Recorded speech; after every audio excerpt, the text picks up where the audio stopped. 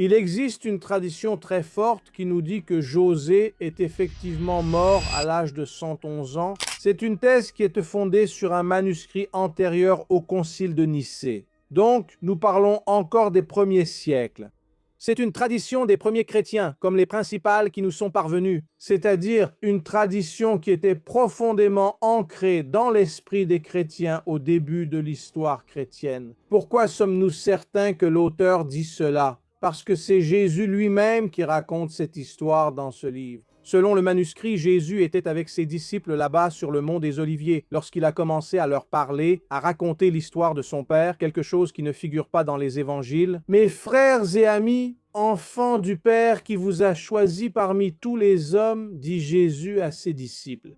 Vous savez que j'ai dit que je dois être crucifié et que je dois mourir pour le salut d'Adam et de sa postérité. » Et dans ce manuscrit, il commence à raconter qui était son père. Il était une fois un homme dont le nom était Joseph, né d'une famille de Bethléem, la ville du roi David. Cet homme même, étant sage et doté de connaissances, fut fait prêtre dans le temple de Jésus. Qu'est-ce que ce manuscrit nous apprend? Que Joseph s'est marié avec Marie à l'âge de 90 ans et qu'il est mort à 111 ans.